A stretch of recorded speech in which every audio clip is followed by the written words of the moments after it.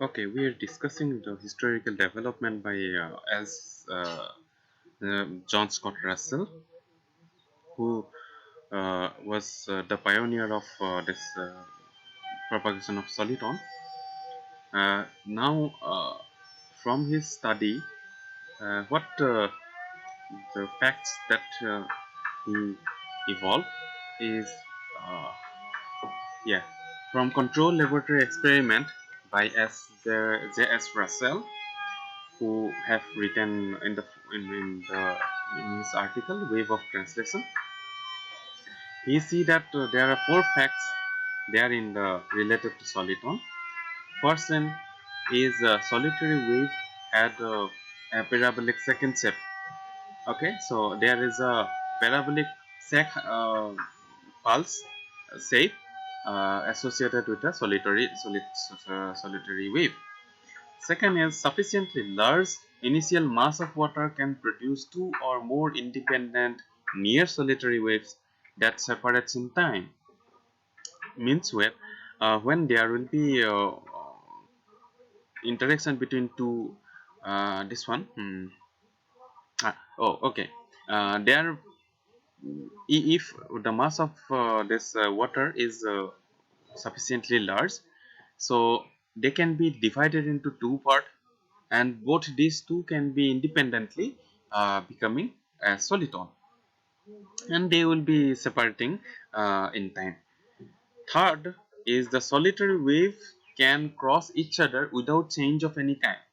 Means when solitary wave, as we have seen in the two photon interaction, two solitary soliton interaction, there we have seen that solitary waves, they can cross each other without any change of shape or its its velocity. So that is the third point. And fourth point, in a shallow water canal of height h, a solitary wave of amplitude a travels with a speed this much a plus h whole to the power half, where z is the gravitational acceleration. That is, larger amplitude moves faster than smaller ones, as we have seen in the first few slides, slides before, that when there was a propagation of two solitons and their interaction, one soliton was of was highly intense, other was of low intensity. When they were propagating, then one thing was clear, that larger amplitude waves move faster than smaller ones. That was also seen there in that demonstration. Okay, so there are various research done in nonlinear soliton in nonlinear optics. First, Akira have shown that suggests the soliton could be existing in optical fibers also. Then Segev reported that photorefractive media supports special soliton, and then GP Agarwal discusses the whole thing, complete set of study in his book Nonlinear Fiber Optics. Here you can see this is a optical fiber having a core, and upper part is cladding. This is core, this part is cladding. When a pulse is propagated, then due to various uh,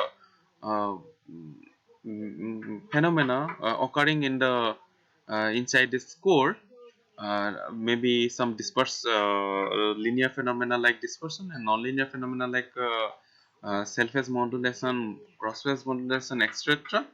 Their production of various pulses. Here, you see the initially the pulse was a single pulse, single wavelength pulse, but in the output there are we are having several numbers of pulses.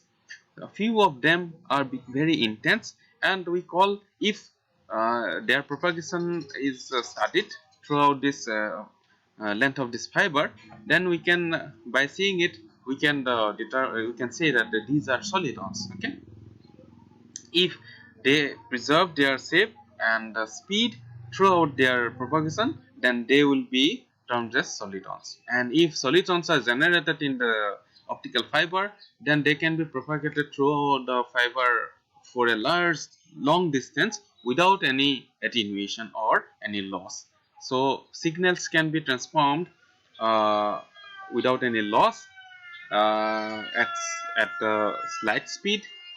Uh, if that we can do in inside the optical fiber, then we can that will be a very efficient optical fiber for optical communication. Next, we are coming towards the physics of solitons. Here you can see that there are two classes of solitons. One is temporal, one is spatial. And the temporal solitons can be further divided into two categories. One is bright, one is dark. Now here you can see this is the temporal, this is spatial. Now what is temporal, what is spatial? Temporal is related to time. Okay, the pulse that we will be discussing the pulse with respect to the time. It may be nanosecond pulse, picosecond pulse. Then seeing the duration of this pulse, we will be calling it temporal. And spatial means it is it will be related to the z, means the the the axis, how far it is distributed from the axis of its maximum intensity. So that this spatial is the distribution, how the pulse is distributed, and in the temporal profile how the pulse is distributed in time. And here in the spatial case, how the pulse is distributed among the in its space. Okay, so let's come to the first part, temporal soliton. Okay, so we have a nonlinear Schrodinger equation, and this nonlinear Schrodinger equation have few parts. This is the first part. First part gives the spatial distribution. Second part is the related to alpha. Alpha means absorption coefficient. So this is related to absorption. In many cases, we take absorption free system, so alpha becomes 0. And the third part is the dispersion. This is the linear effect of this gives the linear effect of this system of system means we are taking the fibers as the system. And the last part is the nonlinearity. Okay, so beta 2 term is called GVT term. GVT means group velocity dispersion term. And the third last part is nonlinearity.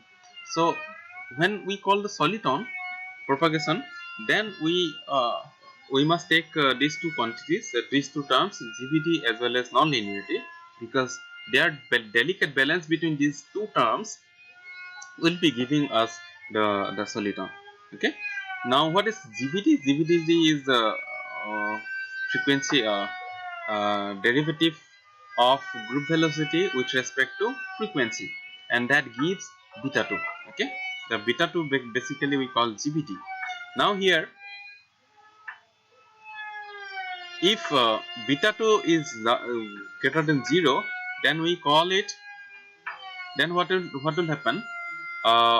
Say for example, this is the pulse which launch at the uh, launch into the fiber. Now because of this beta 2 positive leads to normal dispersion. In the normal dispersion, what will happen? Rate the initial pulse the will be red shifted, and the last part will be blue shifted. So this is the situation in normal dispersion.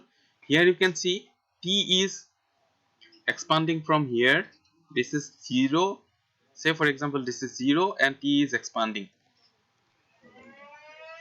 This is T. Say for example, this is T equal to 0, and let's take T equals to some value non-zero. Okay, non-zero value. So you see, when there will be a normal dispersion condition when beta 2 is beta 2 yes, this should be beta 2. Okay, beta 2 is greater than 0 means a normal dispersion case. This redshift part will be propagating faster. Is that the case? Yes, we hope. Yes, blue shifted components travel slower. Yes, here you can see this is time 0 means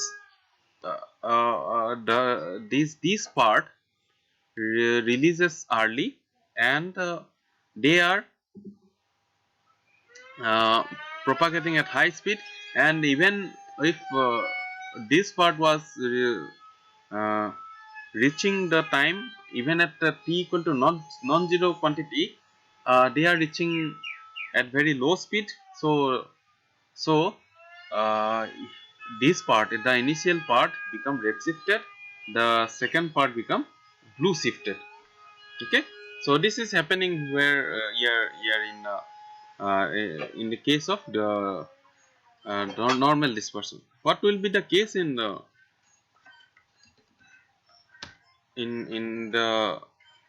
anomalous dispersion? Anomalous dispersion, in the case of anomalous dispersion, the things will be different. Here this will be the blue shifted part will be here in the, and they will be traveling at high speed than the red shifted part, and this part is called anomalous dispersion. Okay, so this is the case case when the dispersions are like when beta 2 become larger than 0, beta 2 positive and beta 2 negative. When beta 2 positive, we'll having a normal dispersion case, and in the normal dispersion case, pulse will be changing in this shape, and in the when beta 2 is positive, then it will be having a beta 2 is negative, when we'll be having anomalous dispersion case, and the pulse shape will be of this kind. Then we are coming to the effect of nonlinearity. In the case of nonlinearity, we know that we have an intensity dependent refractive index, where N2 is the refractive index, nonlinear refractive index, and not is the linear refractive index. They combine together to give total refractive index of this medium. And the effective propagation constant will be, this is the propagation constant, which will be a function of omega as well as the intensity, and this is given by this relation. And if we see the angular frequency, then angular frequency will be giving will be a function of this time derivative of this intensity, which changing with respect to as the intensity changes, this refractive index, nonlinear refractive index is also changing. Here also there nonlinear refractive index is there. So as nonlinear refractive index will be changing, definitely intensity will be changing, and our local frequency, angular frequency will be changing. Now let's see how they will be behaving. They will be behaving when n2 is greater than 0, means when n2 is related to my nonlinear term, nonlinearity, when it will be greater than 0, then if this is the time, this is the pulse shape, which this is the intensity pattern of the pulse with respect to time, then how the ddt of I intensity will be changing with time is of this form, and how it will be behaving in terms of local angular frequency, that will be of this kind. So frequency will be changing. Initially the frequency will be lower, then frequency will be higher in case of n2. So here when we see that when n2 is positive, initially the frequency goes down. Frequency go down means there will be red shifting. When frequency go up means there will be a blue shifting. So in the pulse also, if you see here, you can see the first part here as here. This is the first part, this is the second part of the pulse. The first part goes red shifted, and the second part goes blue shifted. You can see In the reverse way,